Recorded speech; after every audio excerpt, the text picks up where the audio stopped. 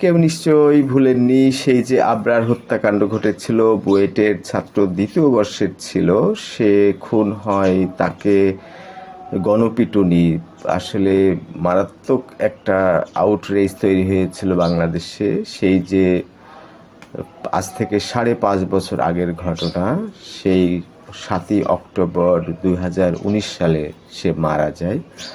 আর বিচার হয় 2021 সালে, সেটা ডিসেম্বরের 8 তারিখে।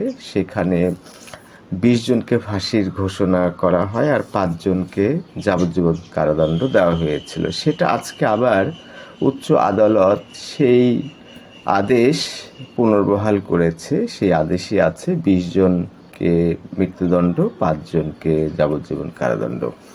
এই আবরার কুষ্টিয়ার বাসিন্দা। আবরার কিন্তু আসলে তাদের পারিবারিক নাম। আবরার ফাহাদ তার আসল নাম। তার ছোট ভাই আবরার ফায়রাজ। সে ফায়াজের সাথে আবার আমার ভাগনা, আপন ভাগনা বুয়েটে পড়ে। তারা জেলা স্কুল থেকে একসাথেই পড়াশোনা করে। এই মর্মান্তিক দুর্ঘটনাটা আসলে পড়াশোনা বেশি করলেই সবাই কিন্তু সেই রকম মানুষ হয় না, সব কিছুরই ব্যতিক্রম থাকে। আর ছোটবেলায় কেমন যেন মানুষের মধ্যে একটা